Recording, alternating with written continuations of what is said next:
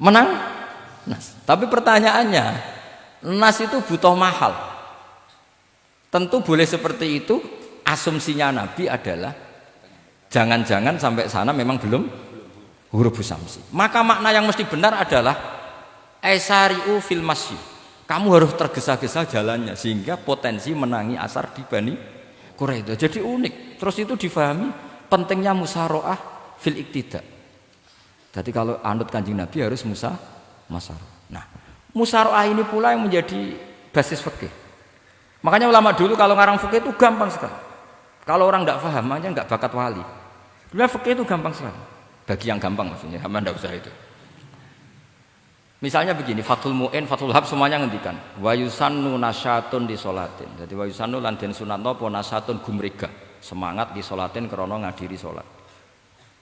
Fa inna wa ta'ala zamma tarikihi, sama sih ingat takbirnya. Zamma itu ngritik sapa wa ta modho sapa tarikihi, pakai jamak mudzakkar salim.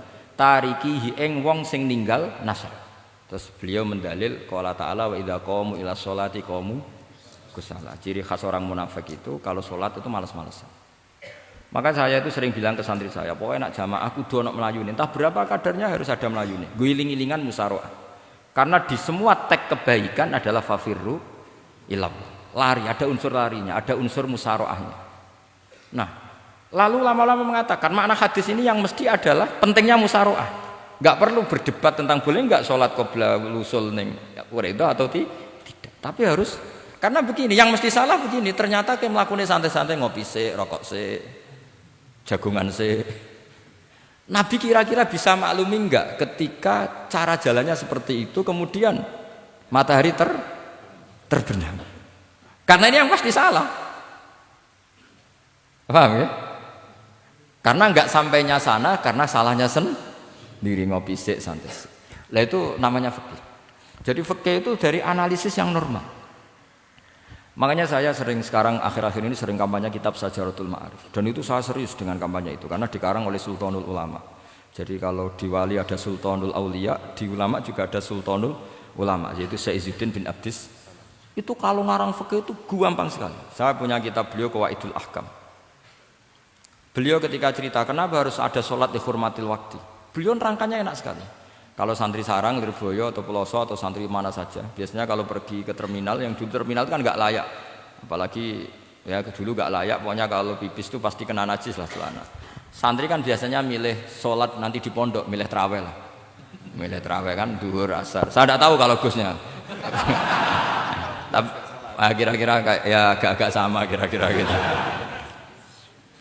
Alasannya santri yo nakal, meninggalkan sholat fil waktu itu karena alimnya. Kan sholat dihormati wajib i'adah, ngapain daripada wajib i'adah mendingan tidak usah sholat. Jadi ilmu itu tuh bermata dua. Rata-rata yang sudah tahu wajib i'adah milih sholat apa milih ndak? Ndak, potongan-potongan rai gini tuh. Ndak, kira-kira aja. Milih ndak kan karena tahu wajib i'adah.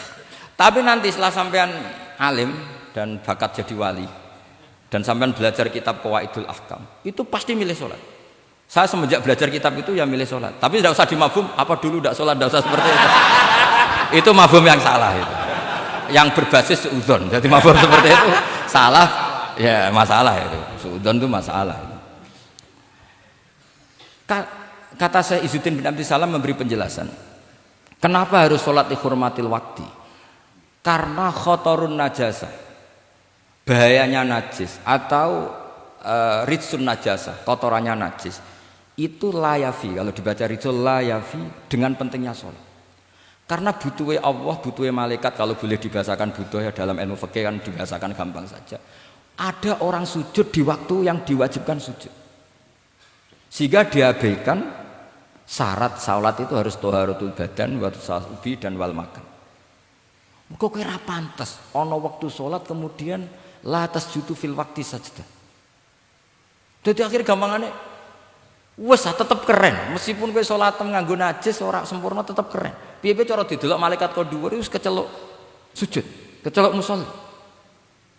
Daripada kowe misale asar gak salat alasanmu celanaku najis, maghrib ora salat. Terus jare malaikat, berkhataman Wahab kok kelakuane ngono kan gitu kan. Karena malaikat ndeloke kok dhuwur. bablas, asar bablas, maghrib bablas, isya bablas. Meskipun sampean punya alasan nanti menisan di rumah atau di pondok, tapi ini kan melewati waktu yang harusnya ada sujud. Sehingga dalam syarat jamak takhir misalnya apa? Kamu harus niat akan jamak takhir di waktu sholatil ula. Biar ada bedanya tarku karena sembrono dengan tarku yang karena ingin mentakhir. Paham ya? Itu jadi sama-sama fikih, kualitas yang dikarang Sultanul Ulama dengan sing RT itu ya beda. Dan sampean harus baca kitab yang dikarang rajanya ulama supaya kamu tambah pinter. Nanti kalau gak pinter-pinter nanti sowan saya. Tetap gak pinter karena itu jatah. Makanya tidak usah sowan ya, nanti gak ngefek juga gitu. Itu Syekh Izzuddin bin Abdis Salam. Terus kemudian beliau mengebabkan itu detail sekali, yaitu di Sajaratul Ma'arif dibabkan di bab faslun la yutrakul haqqu li ajlil batil. Itu beliau bikin satu strategi fikih itu yang luar biasa. Misalnya begini, jihad atau perjuangan membela Islam itu harus kamu menyertakan orang-orang fajir, orang-orang fasik. Kenapa? Likuwatil Islam. Karena kesalahan orang fajir itu tidak seimbang dengan pentingnya syaukatul Islam atau syaukatul muslim. Terus saya itu dulu ya iskal itu ya agak protes, tapi ini ulama wali. Sampai saya sholat berkali-kali, ya Allah, saya beri kefahaman tag ini. Kalau terpaksa beda, nanti saya mohon ketemu beliau, saya mau protes. Sama nggak usah tahu caranya ketemu wali-wali yang sudah meninggal. Nanti kalau sudah jadi wali tahu sendiri. Jadi tidak usah tanya. Akhirnya saya sholat dan akhirnya faham tanpa ketemu. Karena saya bayangkan ketemu ya lebih sulit. Mendingan minta faham timbang minta ketemu. Logikanya begini. Misalnya nyun sewu kita fi daril harbi. Bayangkan kita di daril harbi atau zaman Indonesia dijajah Belanda. Saya ulang lagi ya, dalam konteks jangan sekarang, contohnya sekarang nggak perlu perang, zaman dijajah Belanda. Kita misalnya milih pasukan Hizbullah dan Sabilillah selektif, yang sholatnya benar, yang puasanya benar, yang toharohnya benar. Kira-kira dapat pasukan berapa coba? Enggak, jawab saja. Kan hanya dapat pasukan sedikit. Sementara misalnya Belanda bisa pasukan banyak karena tanpa seleksi. Di sini nih hebatnya Rasulullah SAW. Kata beliau, wal jihadu madin mundu ba'athan ya Allah. Ila yaumil kiamah sampai ila ayyuqatila akhiru ummati ad-dajjal la yubtiluhu jawru jairin wala adlu adilin. Sebagian riwayat langsung wal jihadu tetap wajib pun alaikum ma'akul libarin wa fajirin. Nah, penjelasan Nabi kenapa kita harus berjuang mengawal Islam meskipun harus ma'akul libarin wa fajirin. Ya kalau di isim fa'ilnya umumnya guru-guru kita baca barin, tapi untuk masdarnya untuk kebaikan bacanya apa? Birrun. Nanti kamu protes, oh barun itu daratan Gus, kalau birun itu kebaikan. Aku itu macaku kamus luwes suwi, bocah kok sembrono. Saya ini karena neliti kiro asap, jadi ini seawal kalau masalah lughat itu saya sudah bukan sawit lagi Fathul Wahab, sudah di atasnya itu. Sampai sama tidak usah tersinggung, biasa aja maksudnya. Karena ini kompetisi, kalau sama nggak cocok ya harus bersaing, jangan geremeng tok. Gus Pak sombong tidak usah bilang gitu, saingi saja. Makanya saya terkenal alim itu seneng, karena senengnya itu tadi, yang ngidolakan saya ingin ikut, yang hasut kompetisi, jadi seru. Jangan yang hasutnya antet, wah itu gak fair itu. Itu gak fair, wah itu pasti ngadepi langit itu. Nanti urusannya sama Allah itu. Gak sama saya, langsung sama Allah. Saya ulang lagi ya. Ilmu itu harus dianalogi dengan fikih, dilogika dengan fikih, dikiaskan dengan fikih. Sekarang misalnya ada orang sok ikhtiyat, wah perang kok ambek wong fasik gak enak gini-gini, wong fasik perilakunya gini-gini. Pertanyaannya adalah, kalau kita nyeleksi hanya orang soleh, kita dapat pasukan berapa? Misalnya zaman kita melawan Belanda. Sama sekarang kita ngawal pembangunan masjid, kadang yang nyumbang gak sholat, kadang yang nyumbang yang sewu hasil korupsi, kadang yang nyumbang orang-orang yang cara muamalah babal kedua. Itu coba kalau kamu tolak, potensinya gini, ini fikih sekaligus PR. Saya berkali-kali nyontohkan ini, sampean boleh tidak setuju, tapi nanti menghadapi saya di akhirat, tidak di dunia, di akhirat. Nanti kita sowan Allah bareng-bareng bener siapa? Loh tidak, saya tidak main-main. Karena ulama dulu, sampean lihat di Mu'in di Fathul Wahab, kalau sudah ngendikan ulama, wahadha madhabun al-qawwahabi, ini madhab yang saya siap ketemu Allah. Jadi ukuran madhab benar itu bukan diputuskan di sawit Fathul Wahab, tapi madhabun sing al-qawwahabi. madhab yang saya ketemu Allah dengan madhab itu. Misalnya gini, ada orang fasik lewat di depan saya, punya uang 1 juta. Delalah pas itu qadafallahu fi qalbihi hubbal ulama. Misalnya. Pas itu delalah beliau senang ulama terus bilang gini, Gus Pak, uang ini tak kasihkan kamu 1 juta. Dia fasik, misalnya terkenal syaribul khomri. Saya ini menurut pertanyaan saya, ini jawab saja. Kamu salah nggak apa-apa. Wajib menerima apa, haram menerima apa, bebas, mubah. Ayo milih di polling. Nggak usah sungkan Gus Kausar. Ini beliau-beliau posisi senior, milih nerima apa nolak, wajib apa sunat, sunat apa wajib. Nah logika harus terbangun begini, kalau kamu terima maka akan dicibir. Malam di Fathul Wahab tiga duit saya kok gelem, bolak-balik nak duit gelem aja.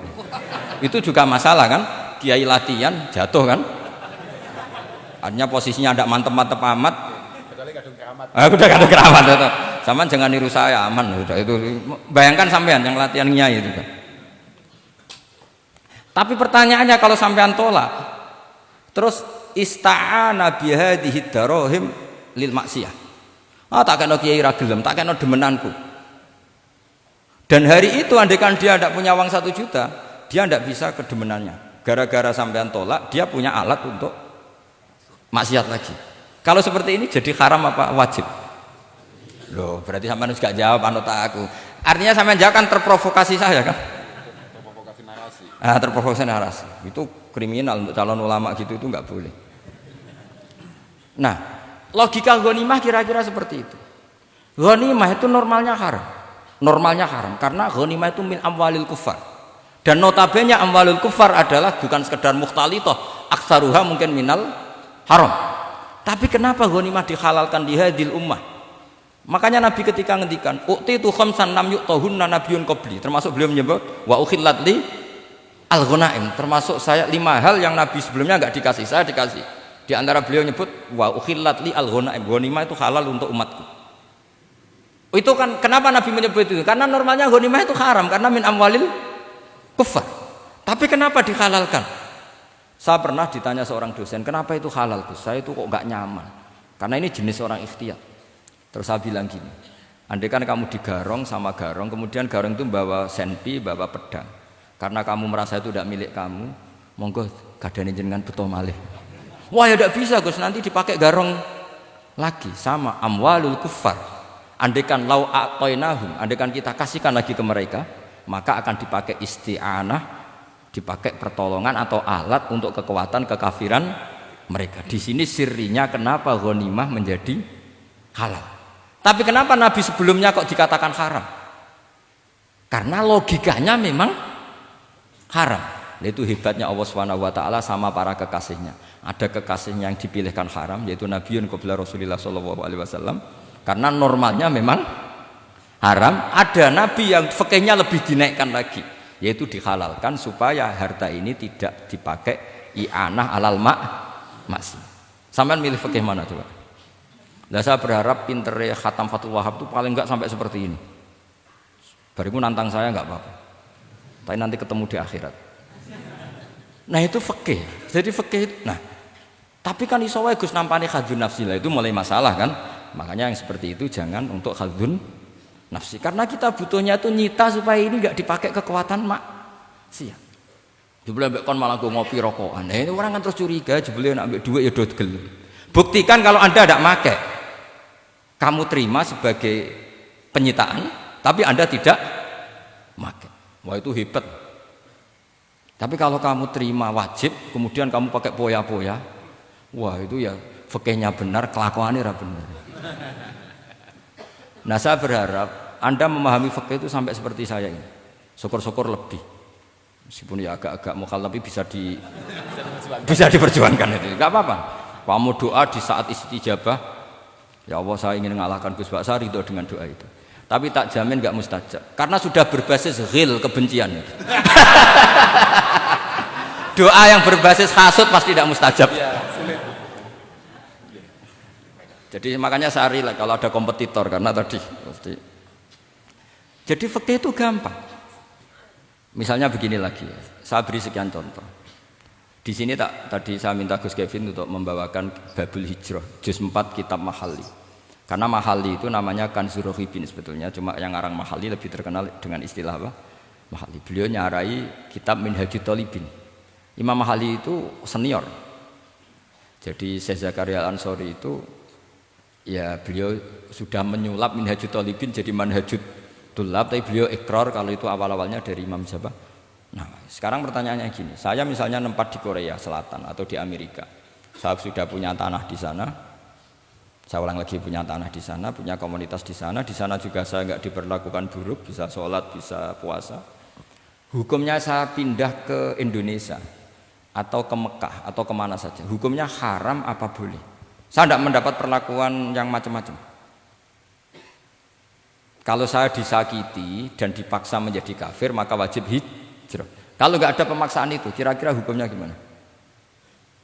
Ada ulama yang mengatakan hukumnya haram hijrah, harumatil hijrah. Karena apa? Li alla yastauliya bitil kalbuqah atau tikal buqah al kufaru. Karena sebetulnya kamu tidak dianggap sekedar pindah ke Indonesia, tapi membiarkan tanah yang dulu kamu pakai sujud, tanah yang dulu kamu pakai sholat, tanah yang sudah menjadi komunitas muslim menjadi komunitas kafir. Berarti dianggap pembiaran. Itu fikih.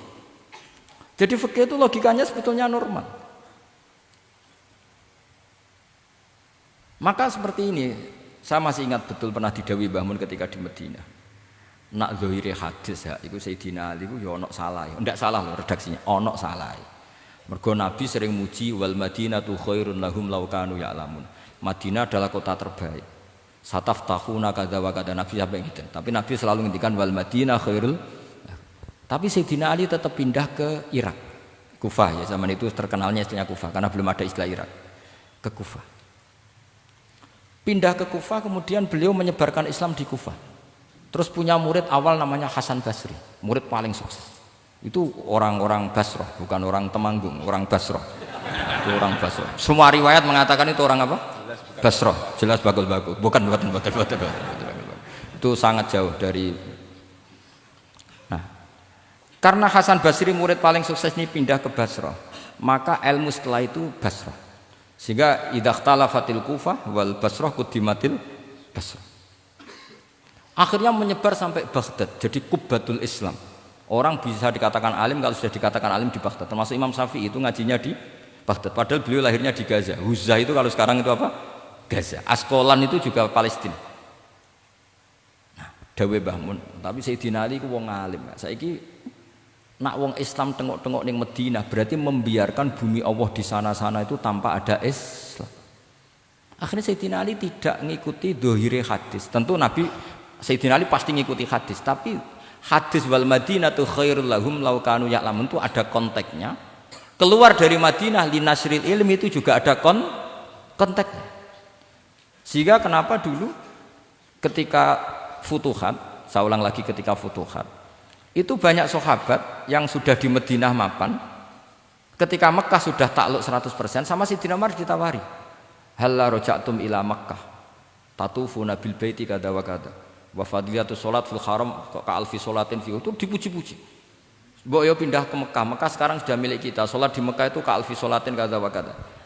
Tapi kata para sahabat yang sudah di mana-mana, di Persia itu kalau sekarang Iran, di Lebanon, di Syam kalau dulu, kata beliau-beliau itu paling banter kalau saya di Mekah ibadahnya tawaf, tapi kalau di negara-negara ini adalah nasrul Islam.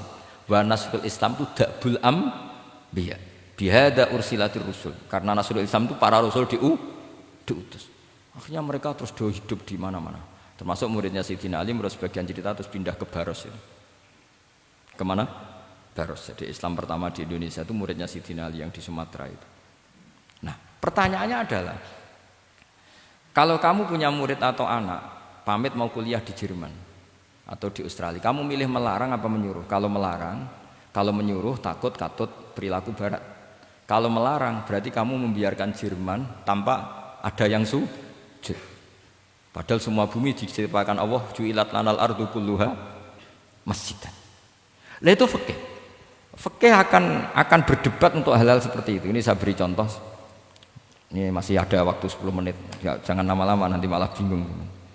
Yang bingung tidak sampean, saya juga ikut bingung nanti kalau kelamaan. Ndak supaya ini logika ini apa? Logika fikih ya, fikih yang sekedap ini tadi sudah halaman 227 ya. Ini ndak supaya sampean tahu karena saya pernah belajar detail ya, tentang Mahalli sama Qalyubi. Ini kalau di kitab ini halaman 227 ya.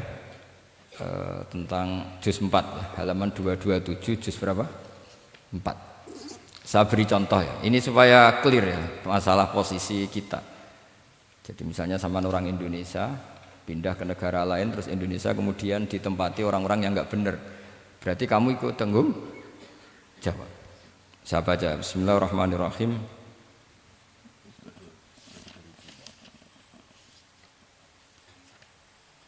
Ya, halaman 227 ini barusan tak cari karena halaman kitabnya beda-beda. Bidaril harbi. Terus ada kata-kata fa'in roja madzukira. Roja itu kembali ke kalau seseorang itu bidaril harbi berharap masyarakat situ bisa Islam, bisa dakwah, fa muqamuhu afdal. Saya juga mau baca makom apa mukom. Di sini umumnya baca mukom apa makom. Mukom ya karena dari madi aqoma yuqimu iqomatan berarti kan mukim.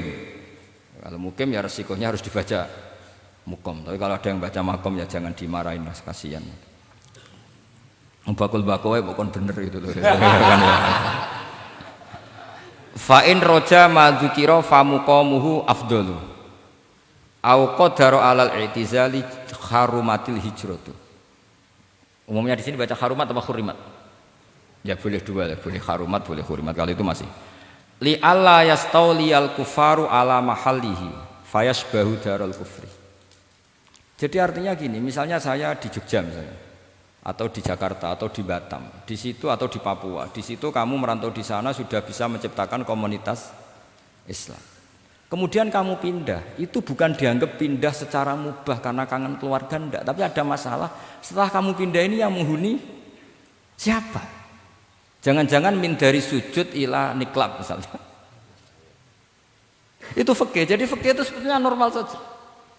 Tapi karena kita baca enggak detail terus kayak apa gitu, kayak fikih itu aneh semua. Dasar gak bakat alim. Jadi sebetulnya fikih itu normal. Ya. Makanya kembali ke tadi, kalau orang alim tidak mau izharul ilmi fa alaihi laknatullahi wal malaikati wan nasi ajmain. Misalnya saya ini terkenal membawa Islam yang mudah, yang menyenangkan. Orang itu sampai maksiat itu cari kesenangan. Orang sampai maksiat itu karena cari kesenangan. Tapi kalau kesenangan itu tidak didapatkan fit taat, karena taat dikampanyakan secara agak teroris. Kamu sholat tidak mesti diterima. Karena baju kamu enggak mesti semuanya halal, sujud kamu enggak mesti diteror sehingga orang yang sholat tuh, sholat ya orang mesti ditompo, mendingan enggak sholat. Kita ini kan mikir seperti itu. Coba nyuwun sewu kalau orang-orang Kristiani, kalau kampanye gimana? Setiap orang mati bersama Bapak di surga. Sementara kita sudah kiai mati masih didoakan ingkana musinan. Itu murid kita loh. Itu kan enggak sopan sekali. Murid dongakno gurune ingkana musinan. Gurune kok muksinane ditaklek ingkana musin. Cara aku dadi gurumu sembrono guru darane. Susah apa sing muni kana muksinan ije dikein. Itu kan saya belum pernah doakan Mbah Mun gitu. Kalau saya mendoakan beliau supaya diampuni, doa saya tak rubah gini. Ya Allah antal ghafur wa anta dzu maghfirah. Maka sepatutnya jenengan mengampuni guru saya. Jadi saya itu kalau bilang ingkana itu kayak gimana gitu. Tapi ini urusan zauk ya, sampean enggak boleh protes. Tapi sanate ngono Gus, niki kitab ngono, sampean ngrubah sanad. Ya saya kalau enggak bisa apa-apa kalau sampean protes gitu. Sampean ngrubah adab kalau gitu. Nak protes-protesan. Lu coba misalnya Syekh Abdul Qadir Jailani itu Sultanul Aulia ya. Terus beliau misalnya wafat di pelosok. Terus kamu berdoa ingkana musinan coba. Ini ketuane wali di ingkana. Boyo wong ndek akhlak sithik gitu maksudnya. Wong sak donya iku ya tabarraku bi. Ya tabarraku nabi. Saiki ditaklek ingkar. Saya tuh belum pernah doain guru-guru dengan meskipun saya tahu itu doa yang karena pilihannya gini. Misalnya sampean protes, Gus wong sanate ngono. Jangan-jangan mancen apalam mau ikut tok.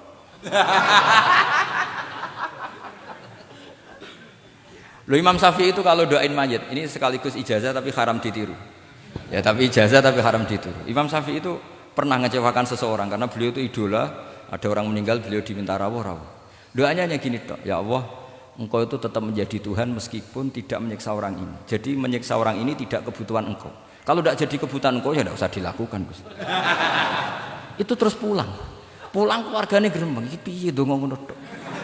Tapi satu keluarga itu diimpeni mayit itu diampuni gara-gara doanya Imam Syafi'i. Ya Allah, anta ghaniyun, anta itu ghaniyun an adzabim. Engkau tidak perlu menyiksa orang ini. Engkau tetap Tuhan, tanpa menyiksa orang ini tetap Tuhan. Jika itu tidak kebutuhan engkau, ya sudah tidak usah dilakukan. Terus iya. Jadi kalau saya doain guru-guru ya Allah sifat ghafur engkau itu pasti efektif. Enggak mungkin sifatnya jenengan kok boten tembus. Ya sudah, ya seperti itulah ya Allah.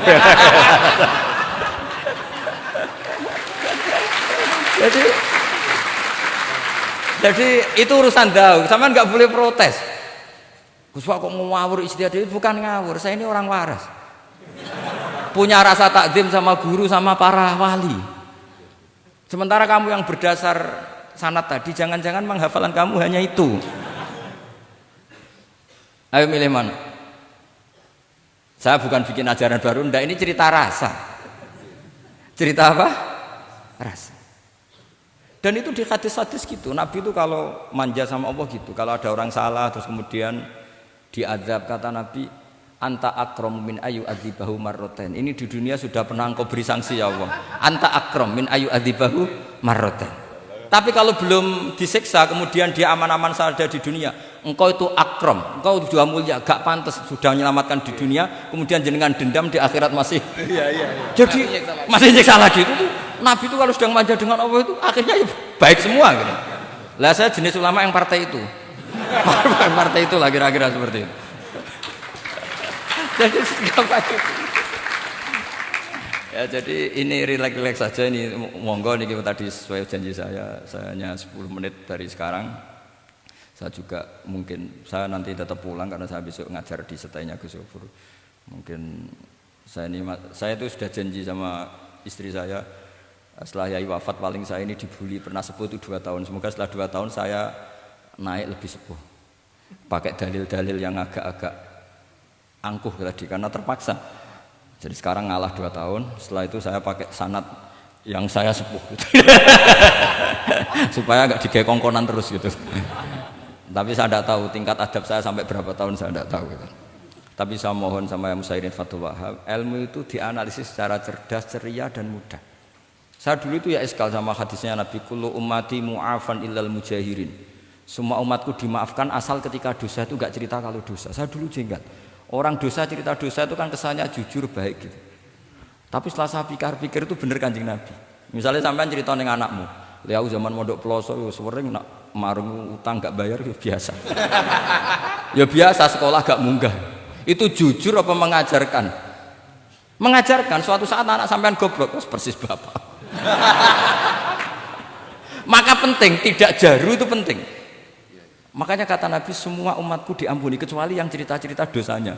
Karena dengan cerita itu artinya apa? Misalnya sampean zaman puber pacaran, terus kamu cerita, "Lah dhisik untuk ibumu ya pacaran." Oh, tak goncekno ngalor ngidul.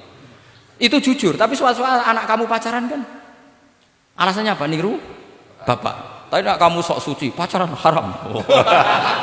Pak, lah kowe kok untuk ibu? Wah, itu pangeran peparinge. Lho kan nyira bodoh nih, wah itu peparinge pangeran. Gak pacaran Pak, oh pacaran haram tuh. Kena muni orang kan bodoh nih. Pacaran haram tuh. Aku untuk bojo peparingnya Allah. Wah itu dimaafkan malah itu. Lo coba nyun sewu, ini analogi ya nyun sewu. Kalau andekan semua yang pernah zina itu ngaku zina, kalau itu jumlahnya 1000 saja, 1000 itu punya keluarga. Satu orang minimal punya keluarga 10. Akan dipakai justifikasi kalau suatu saat zina berdasar pernah Pak D-nya atau Pak L-nya, iya enggak? Tapi kalau semuanya enggak ngaku dan semuanya nyuwun sewu sok suci, wanteng ning masjid, sak wiridan nangis, wah anak putune kok, wah mbahku khusuk kuat. Padahal nangisnya perkara nyesal tahu mau. Tapi artinya apa? Konsep yang dikatakan Rasulullah SAW itu kan luar biasa. Kullu ummati mu'afan illal mujahirin. Karena dengan jihar, memang di situ masdarnya kok jadi jihar. Jadi bukan ijhar tapi jihar. Jadi memang bahasa Arab itu agak unik. Misalnya di nahwu itu masdar itu kalam. Kalam berarti sulasi mujarrad. Tapi fiilnya enggak kelaku. Kalimah yaklimu kalaman itu enggak melaku. Sing melaku lam yatakallam. Tapi padahal masdarnya kalam. Jadi suara sama raya aku pengalaman. Masalah lughat itu pengalaman sekali. Jadi memang bahasa Arab itu lucu. Apalagi lafadz bagho malah paling kasus dalam bab yungqalu. Bagho maknane lacut. Bareng melok wazan imbagho. Yang bagi sayukjo. Iku piye? Biasanya makna sulasi mujarrad sama mazid kan enggak beda-beda jauh. Barang kena bagho tuntas. Bagho dadi yang bagi. Nang takok, yang bagi sulasi mujarrad apa? Bagho, Pak. Bagho maknane apa? Jare tiang-tiang lacut, Pak. Mereka bingung, gurunya penerang bingung. Daripada bingung, jari tiang-tiang maknanya lacut. Laisa ku fi'il mandi, mudhari endi? Ora ono mudhari. Mandi kok ora ono mudhari? Ya mandi wae ora usah mudhari. Terus repot bahasa Arab wis repot. Kene ra melok dibahas mau apa coba? Ya sudah takdir ngono ae sudah. Jadi apa yang dikonsepkan Rasulullah SAW itu pasti yang terbaik. Bahkan Imam Ghazali ikut berkampanye wa inna ya, termasuk pemberian Allah terbaik adalah sitra. As-sitra itu atau tutup. Jadi hifdzul qaba'ih menjaga supaya keburukan kita tidak kelihatan itu termasuk kebaikan. Bukan dianggap tidak jujur karena tadi kalau semua keburukan kita tampakkan maka akan menjadi masif. Misalnya kamu cerita, misalnya insya Allah lah kita yakin semuanya kita insya Allah diselamatkan dari zina. Misalnya cerita dosa yang kecil-kecil saja. Misalnya ini pondok utang rambayar, atau rokokan, gak jamaah. Terus kamu ceritakan anak kamu, itu bukan jujur, mesti sebagai alat. Jadi cara anak kamu, wah disanggup, cocok. Suatu saat aku goblok kayak bapak. Aku di sekolah cung sering ramunggah. Anakmu pondok tenang, santai. Nak ramunggah dalile. Tapi nak kue cerita. Mondok meniti, pelosok, pirang tahun Pak? 10 tahun. Kepengen ngit mayai, kepengen mondok susu, ben barokah. Munggah terus Pak, munggah. Maksudnya ora munggah kelas, munggah apa wae pokoke. Wis tenang. Karena itu bahaya, makanya kullu ummati mu'afan. Ma'is ketika ngaku zina itu Nabi itu enggak menolak sampai 4 kali. Ma'is yang memaksa Nabi supaya beliau melakukan raja, eksekusi. Semua ketika meminta saran sama sahabat, halla satarta bidzalik, kamu tidak usah cerita. Karena tadi logikanya kalau ada ma'is ya, jangan-jangan yang lain juga ya, itu kan menimbulkan macam-macam. Itu hebatnya Islam. Malah kita diajarkan awamastur aurati wa amin rawati. Kayak apa baiknya Islam? Tapi kita sekarang karena tidak baca hadis, lalu ada gerakan jujur. Mari semua meresapi dosa masing-masing. Kamu pernah ini istighfar terus nangis. Jebule gerakan ngono iku ya nyun sewu ya ono duwike kan yo repot. Ndak usah seperti itu, ikuti hadis Rasulullah sallallahu alaihi wasallam bahwa termasuk nikmatnya Allah taala itu adalah tertutupi semua kesalahan-kesalahan kita. Dan itu barokah bagi hadatin karena kesalahan tidak muncul. Loh itu sudah untung, agama sudah untung. Ketika kesalahan tidak munculnya agama sudah ikut diuntungkan. Coba kalau semua yang maksiat itu kelihatan, kan seakan-akan hadil ardu mamlu'ah bil ma'ah masih. Tapi ketika maksiat itu sembunyi-sembunyi, kemudian sing syiar itu adzan, pengajian, kan bagus. Sama nggak boleh protes, tapi itu kan tidak jujur. Ya bukan masalah jujur dan tidak, ini satrul qaba'ih. Nah ini namanya siasa. Namanya apa? Siasa. Siasa itu tidak harus politik tentang negara. Kita mengelola diri kita sendiri butuh apa? Butuh siasa. Jadi misalnya kamu cerita kebaikan kamu kepada anak, biar kebaikan itu ditiru. Tapi kalau anak kamu tanya, Pak, sampean nate salah, itu sesuatu yang paling saya takutkan, Cung. Karena aku sering naudzubillah minas salah. Tapi Bapak pernah salah enggak? Itu pertanyaan enggak penting. Karena tadi bahaya. Lu enak, maksudnya beragama seperti ini tuh enak. Kullu ummati mu'afan illal mujahid. Itu kan luar biasa. Jadi Semua umatku itu dia ampuni asal tidak cerita-cerita. Misalnya gak cerita ke anak, cerita ke teman. Aku di gendaan, tahu tak ambung. Mesti pikiran kamu, yang pondok is pengurus jebule tahu ngono. Mesti digo, suatu saat aku nak ngono, awas. Atau nak caiki keamanan, awas kita kandakno kan gitu. Tetap ini menjadi alat maksiat bagi yang lah. Jadi tapi saya dulu itu iskal, kenapa ada hadis seperti itu? Tapi setelah saya analisis, memang kalau ijtihad atau ijhar itu efek negatifnya luar biasa. Dan kita harus iktidak bi Rasulillah sallallahu alaihi wasallam. Ya tentu idealnya yo ora maksiat, yo ora konangan maksiat. Memang karena tidak pernah itu ideal. Memang enggak konangan karena tidak pernah melakukan. Ya saya kira demikian, saya mohon supaya ya tadi ya saya Fathul Wahhab dari kitab Manhajut Thullab. Itu dikarang Zakaria Al-Ansori Mbak Zakaria. Tapi kitab itu sebenarnya dari Minhajut Thalibin. Minhajut Thalibin dari kitab Al-Muharrar. Itu dari kitab Basit Wasit Wajiz. Terus itu dari kitab Nihayatul Matlab fi Dirayatil Madhab. Itu mensarai kitab Mukhtasarul Muzani, karangannya Imam Muzani ketika diimlakkan Imam Syafi'i. Karena semua karangan Imam Syafi'i itu amla alaina Syafi'i. Ya, amla alaina Syafi'i. Makanya kalau sampean ngaji Muin qala fil Buaiti. Buaiti itu nama orang. Qala Syafi'i fil Buaiti, qala Syafi'i wa amlahu alal Buaiti. Makanya qala fil Buaiti, qala fil Muzani itu nama orang. Artinya karena Imam Syafi'i itu hanya mengimplekan. Terus muridnya nulis. Nah kebetulan tulisan paling mudawwan itu karangannya Imam Muzani, disebut Mukhtasarul Muzani. Sebenarnya beliau punya murid banyak, ada Imam Muzani, Imam Robi, Imam siapa Buaiti. Saya kira demikian. Assalamualaikum warahmatullahi wabarakatuh.